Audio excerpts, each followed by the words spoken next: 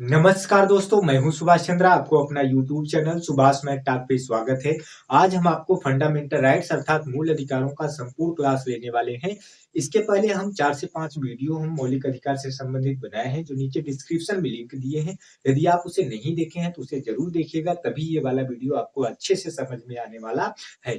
तो आप उस वीडियो को देखने के बाद ये वाला वीडियो देखिएगा। यदि हमारा ये वीडियो आपको अच्छा लगे तो लाइक शेयर सब्सक्राइब जरूर करिएगा और बेल आइकन की घंटी को दबाइएगा ताकि हमारे सारे लेटेस्ट वीडियो आप तक पहुंचते रहें। और आप कमेंट में जाइए, कमेंट करके बताइए कि ये वीडियो आपके लिए कितना हेल्पफुल रहा। तो आइए ध्यान से देखते हैं, ये जो हमारा मौलिक अधिकार है अर्थात फंडामेंटल राइट्स है, ये जनता के लिए अर्थात जनता के अधिकारों के लिए, ये जैसे हमारे आपके अधिकारों के लिए है।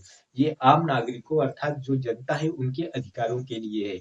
अगर पूरे संविधान में देखा जाए तो जनता के अधिकारों के लिए ये सबसे रामबाण है, हम कर सकते हैं कि क्योंकि मौलिक अधिकार अगर नहीं है तो हमारी सारी स्वतंत्रता छिन जाएगी। तो इसलिए मौलिक अधिकार होना बहुत जरूरी है।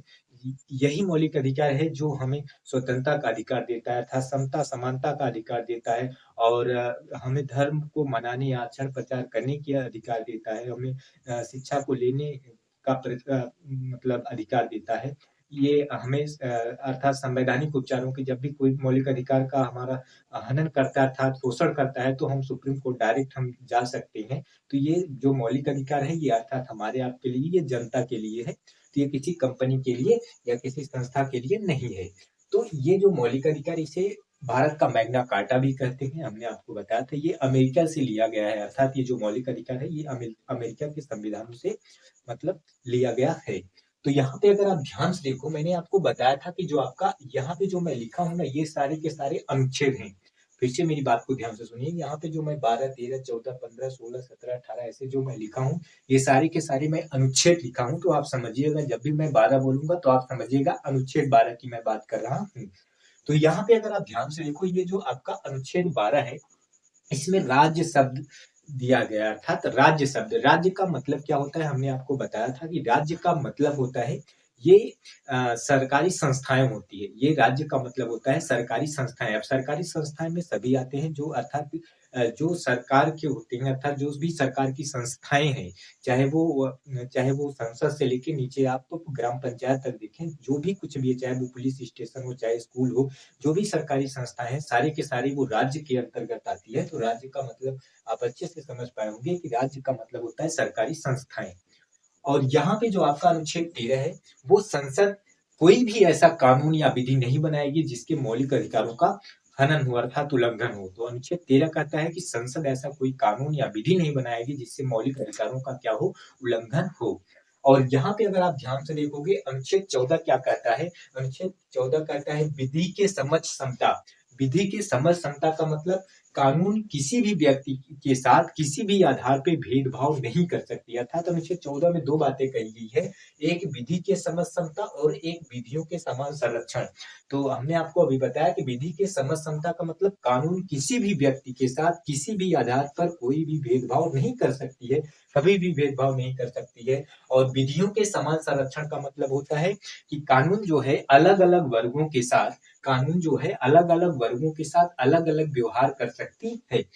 और यहाँ पे जो आपका अनुच्छेद 15 है वो क्या कहता है कि धर्म, मूल वंश, लिंग, जाति, जन्म स्थान के आधार पर कभी भी कोई भेदभाव नहीं कर सकता है। अर्थात आपसे कोई धर्म के नाम पे, मूल वंश के नाम पे, लिंग के, जाति और जन्म स्थान के आधार से आपको कोई भेदभाव नहीं कर सकता। ये अनुच्छेद कौन कहता है? अनुच्छेद 15 कहता है। हमने आपको ये भी बताया था कि कोई होटल हो गया या कोई रेस्तरां हो गया, कहीं भी कोई भी आपसे भेदभाव नहीं कर सकता है। और यहाँ पे अगर आप ध्यान से देखोगे, अनुच्छेद 16 है लोक नियोजन में अवसर की समानता। अर्थात अनुच्छेद 16 ये सरकारी नौकरियों में अवसर की समानता देता है। हालांकि इसमें ये भी मैंने आपको बताया था कि जो आपके अनुसूचित जाति जनजाति जो होते हैं उनके लिए कुछ विशेष उपबंध किया जा सकता है। तो यहाँ पे अर्थात अनुच्छेद 16 है लोक नियोजन में अवसर की समानता। और यहाँ पे अगर आप अनुच्छेद 17 देखोगे, अस्पृश्यता का अंत। अस्पृश्यता का अंत का मतलब छुआछूत का अंत, अर्थात कोई छुआछूत नहीं कर सकता, यहाँ अस्पृश्यता का अंत है। और 18 अनुच्छेद कहता है कि उपाधियों का अंत, अर्थात जैसे आपका सेना संबंधी हो गया, विद्या संबंधी हो गया, इससे संबंधी आप मतलब उपाधि ले सकते हो। बाकी जो पहले राजा महाराजा की उपाधि हुआ करती थी वो सब का अंत हो गया है, अर्थात आप नहीं ले सकते हो। इसमें हम आपको ये भी बताया था कि जैसे अगर विदेश से कोई उपाधि लेनी होती है तो हमें क्या करना होगा, राष्ट्रपति से अनुमति लेनी होगी। तो यहाँ पे हमने आपको बताया अनुच्छेद 18 क्या कहता है, उपाधियों का अंत। और यहाँ पे अगर आप ध्यान से देखोगे, ये हमने आपको बताया था कि जो आपका अनुच्छेद 14 से लेके 18 तक है, अनुच्छेद 14 से लेके 18 तक है, इसे हम कहते हैं समता का अधिकार, अर्थात जिसे आप कहते हो समानता का अधिकार, ये समता का अधिकार है अनुच्छेद 14 से लेके 18 तक। अब यहाँ पे आप ध्यान से देखो अनुच्छेद 19, ये बहुत इंपॉर्टेंट है, इसे देखिएगा। यह अनुच्छेद 19 का एक में ए क्या कहता है, भाषण एवं अभिव्यक्ति की स्वतंत्रता। हमने आपको बताया था कि भाषण का मतलब क्या होता है, बोलने की स्वतंत्रता है।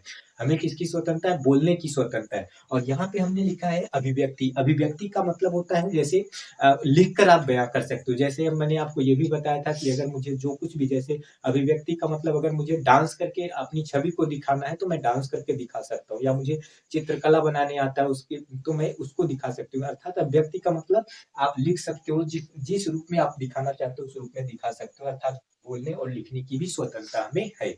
और यहाँ पे अनुच्छेद 19 का जो भी कहता है वो शांतिपूर्वक निरायुध सम्मेलन करने की भी स्वतंत्रता है, अर्थात आप शांतिपूर्वक बिना युद्ध किए आप सम्मेलन कर सकते हो।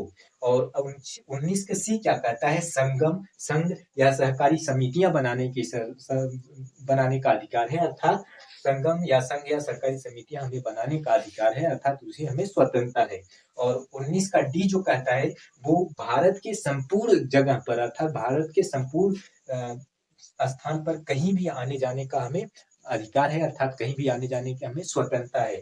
और अनुच्छेद 19 का ई क्या कहता है, भारत के संपूर्ण जगह में अर्थात सभी स्थान में हम निवास कर सकते हैं, उसकी भी हमें स्वतंत्रता, अर्थात संपूर्ण भारत में हमें निवास करने की भी स्वतंत्रता है। और अनुच्छेद 19 का एफ क्या कहता है कि संपूर्ण भारत में हमें आजीविका करने और व्यवसाय करने की भी स्वतंत्रता की गारंटी देता है। कौन, मौलिक अधिकार अर्थात फंडामेंटल राइट्स। अब आइए हम देखते हैं अनुच्छेद 20 क्या कहता है। अनुच्छेद 20 कहता है कि अपराधों के लिए दोष सिद्धि के संबंध में, अर्थात अपराधों के लिए दोष सिद्धि के संबंध में, अर्थात मतलब क्या हुआ, जैसे अगर आप एक अपराध किए हो, जैसे अगर आप एक अपराध किए हो तो एक अपराध का केवल एक ही सजा मिल सकता है। एक अपराध के लिए आपको 2, 3, 4, 5 सजा नहीं मिलेगा। आपको एक अपराध के लिए, अगर आप एक अपराध किए हैं तो आपको केवल और केवल एक ही सजा मिलेगा। और जैसे कि जिस समय आप अपराध किए हो उस समय जो कानून है आपको वही कानून के तहत आपको दंड किया जाएगा, कि ना कि पहले की, बहुत समय पहले की और ना तो बहुत समय बाद की। तो अर्थात जिस समय आप जो भी कुछ अपराध किए हो उस समय जो कानून है आपको उसी कानून के आधार पर आपको दंड दिया जाएगा। और यहाँ पे अगर आप ध्यान से देखोगे, खुद के विरुद्ध गवाही देने के लिए आपको बाध्य भी नहीं किया जाएगा। अर्थात आप समझ पाए हैं कि अपराधों के लिए दोषी के संबंध में हमने आपको बताया कि आप अगर एक अपराध किए हो तो एक ही सजा मिलेगी, और जिस समय आप अपराध किए हो उस समय जो कानून है उसी के तहत आपको दंड दिया जाएगा, और आप खुद के लिए अर्थात स्वयं के विरुद्ध आप सिर्फ गवाही देने के लिए बाध्य नहीं किया जाएगा। और यहाँ पे अनुच्छेद 21 क्या कहता है, प्राण एवं दैहिक स्वतंत्रता, अर्थात प्राण एवं दैहिक स्वतंत्रता का मतलब, प्राण मतलब यहाँ पे जीव का बात है, अर्थात आप ये नहीं कहोगे कि हमें जीने की स्वतंत्रता है, अर्थात हम कुछ भी कर सकते हैं, आप कुछ भी नहीं कर सकते हैं। जैसे आप पर्यावरण के ऐसा कोई छवि, अर्थात पॉल्यूशन नहीं फैला सकते। आप कहोगे मुझे जीने की स्वतंत्रता है तो इसका मतलब ये नहीं कि आप कहीं भी कोई भी पॉल्यूशन करें, अर्थात आप इसको ध्यान में रख के, और आप कहोगे कि स्वयं अर्थात जीने की स्वतंत्रता है तो आप जी सकते हो, लेकिन आप स्वयं आत्महत्या नहीं कर सकते हो। अगर आप आत्महत्या करना सोचोगे तो अगर पुलिस पता पा गई तो आपको जेल के सलाखों के पीछे कर देगी। यहाँ पे अगर आप ध्यान से देखोगे अनुच्छेद 21 का ए, ये बहुत इंपॉर्टेंट है। तो यहाँ पे अनुच्छेद 21 का ए क्या कहता है, शिक्षा का अधिकार। अब ये शिक्षा का अधिकार किनके लिए है, ये शिक्षा का अधिकार 6 वर्ष से 14 वर्ष के जो बच्चे होते हैं उनके लिए होता है, अर्थात 6 से लेकर 14 वर्ष के बच्चों को निःशुल्क शिक्षा देने का अधिकार है। और ये 86वां संविधान संशोधन अधिनियम 2002 के तहत किया गया था, शिक्षा का अधिकार, अर्थात 6 से लेकर 14 वर्ष के बच्चों को निःशुल्क शिक्षा देने का अधिकार। अब यहाँ पे अगर आप ध्यान से देखो अनुच्छेद 22 क्या कहता है, अनुच्छेद 22 कहता है कि कुछ दशाओं में गिरफ्तारी और निरोध संरक्षण, इसका मतलब क्या हुआ, तो यहाँ पे अगर आप ध्यान से देखो, जब भी पुलिस किसी भी व्यक्ति को गिरफ्तार करती है, तो अर्थात गिरफ्तार करने से पहले एक आपको वारंट देती है। अर्थात जब भी कभी भी कोई पुलिस आपको पकड़ने आती है तो आप पूछते हो ना कि आप मुझे क्यों पकड़ रहे हो? मैंने ऐसी गलती क्या किया है कि आप मुझे पकड़ के ले जा रहे हो? इसलिए आपको वो वारंट देती है। अर्थात जब भी किसी व्यक्ति को गिरफ्तार किया जाता है तो उस समय आपको उसको वारंट दिया जाता है। और दूसरी बात तो ये है कि जब भी किसी व्यक्ति को गिरफ्तार किया जाता है 24 घंटे के अंदर 24 घंटे के अंदर मजिस्ट्रेट के समक्ष प्रस्तुत भी करना होता है। अर्थात 24 घंटे के अंदर किसी भी हालत में मजिस्ट्रेट के समक्ष प्रस्तुत भी करना होता है। और खुद के समक्ष वकील रखने का भी अधिकार देता है। अर्थात आप समझ गए होंगे कुछ दस्तावेज में गिरफ्तारी और निरोध। अर्थात निरोध संरक्षण का मतलब होता है कि अगर आप शक के दायरे में भी पुलिस आपको ले जा सकती है। अगर आपको लग रहा है कि आपने गलतियां किया होगा या भविष्य में आप कर सकते हो, तो शक के दायरे में भी वो आपको गिरफ्तार कर सकती है। अब यहाँ पे अगर आप ध्यान से देखो 19 से लेके जो आपका अनुच्छेद 22 तक है, 19 से लेके अनुच्छेद 22 तक है, ये आपका स्वतंत्रता का अधिकार। अगर फिर से आप ध्यान से देखो 14 से लेके 18 तक समता का अधिकार और 19 से लेके 22 तक ये आपका है स्वतंत्रता का अधिकार। अब हम देखते हैं ये अनुच्छेद 23 और अनुच्छेद 24। ये अनुच्छेद 23 और अनुच्छेद 24 ये शोषण के विरुद्ध अधिकार है।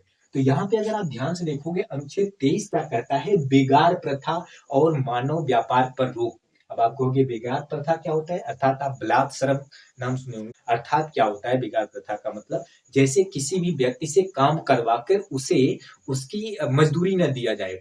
मान लो किसी व्यक्ति से कोई व्यक्ति काम करवाया, ए व्यक्ति ने काम करवाया बी व्यक्ति, लेकिन उसको पैसा नहीं दिया और पैसा देने के समय उसको मतलब धमकी दे रहा है। तो ऐसे पे या कभी-कभी हमने आपको बताया था कभी-कभी क्या होता है, किसी व्यक्ति को कहा जाता है तो मेरा काम कर दो, मैं तुम्हें 2 वक़्त की रोटी, अर्थात उसे उसकी मज़दूरी नहीं दिया जा रहा है। तो ऐसे में मतलब बेगार प्रथा पर रोक है। और साथ-साथ में मानव व्यापार का मतलब जैसे हम कोई वस्तु खरीदते हैं वैसे ही किसी भी मानव को भी मतलब खरीदा नहीं जाएगा, अर्थात मानव व्यापार पर भी रोक है।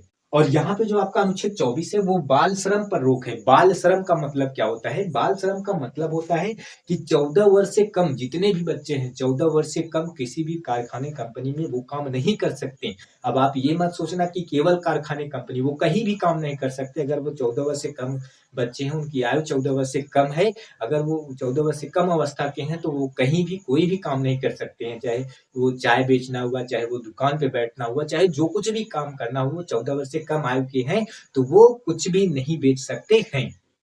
अब यहाँ पे अगर आप ध्यान से देखो अनुच्छेद 25 से लेके अनुच्छेद 28 ये धर्म की स्वतंत्रता की बात करता है। अर्थात अनुच्छेद 25 से लेके अनुच्छेद 28 ये धर्म की स्वतंत्रता की बात करता है। अनुच्छेद जो 25 है वो क्या करता है, धर्म को मनाने, अर्थात किसी भी व्यक्ति को धर्म को मनाने और उसका आचरण करने, अर्थात उस धर्म का आचरण करने, उस धर्म का प्रचार करने और अंतःकरण की स्वतंत्रता देता है। और अनुच्छेद 26 क्या कहता है कि धार्मिक स्थानों को स्थापित करने और साथ-साथ में प्रबंध करने की भी स्वतंत्रता देता है। और अनुच्छेद 27 क्या कहता है कि कभी भी कोई भी विशेष धर्म को बढ़ावा देने के लिए टैक्स के लिए किसी भी धर्म को बाध्य नहीं किया जाएगा। और अनुच्छेद आपका 28 क्या कहता है, किसी भी शैक्षणिक संस्थानों में चाहे वो सरकारी हो, चाहे वो गैर सरकारी हो, धार्मिक शिक्षा नहीं दी जाएगी। ये बहुत इंपॉर्टेंट है क्या, कि किसी भी शैक्षणिक संस्थान हो, चाहे वो सरकारी हो, चाहे वो गैर सरकारी हो, वहाँ पे धार्मिक शिक्षा नहीं दी जाएगी। अर्थात आपने पढ़ा अनुच्छेद 25 लेके अनुच्छेद 28 धार्मिक स्वतंत्रता अर्थात धर्म की स्वतंत्रता। अब यहाँ पे अगर आप ध्यान से देखोगे ये आपका अनुच्छेद 29 से लेके अनुच्छेद 30 ये क्या है, शिक्षा और संस्कृति का अधिकार। ये जो आपका अनुच्छेद 29 से लेके 30 है ये शिक्षा और संस्कृति का अधिकार है।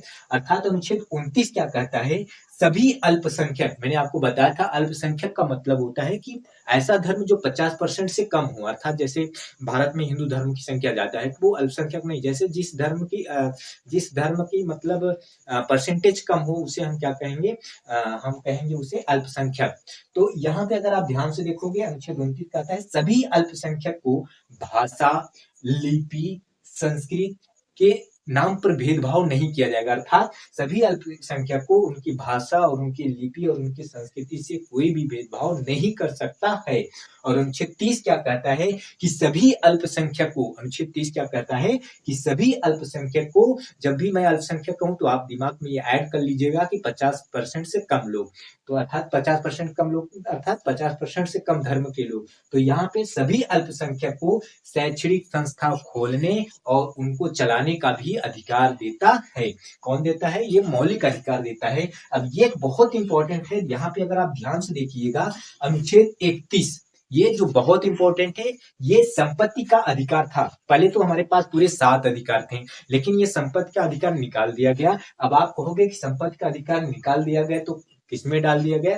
ये जो आपका संपत्ति का अधिकार है अनुच्छेद 31, ये आपका 44वां संविधान संशोधन अधिनियम 1978 के द्वारा इसे भाग 12 और अनुच्छेद 300 के तहत इसे कानून या विधि का अधिकार बना दिया गया है।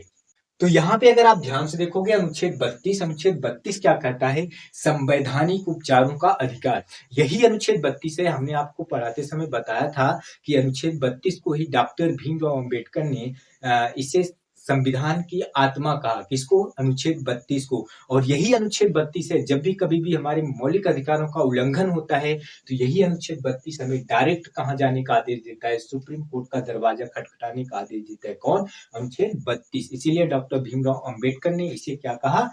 संविधान की आत्मा कहा। अब यहाँ पे अगर आप ध्यान से देखोगे, सुप्रीम कोर्ट 5 तरह की रीट या याचिकाएं क्या क्या जारी करता है, इसको हम देखते हैं। पहला है हमारा बंदी प्रत्यक्षीकरण, अर्थात बंदी प्रत्यक्षीकरण का मतलब होता है सशरीर उपस्थित करना। दूसरा है परमादेश, परमादेश का मतलब हम आदेश देते हैं।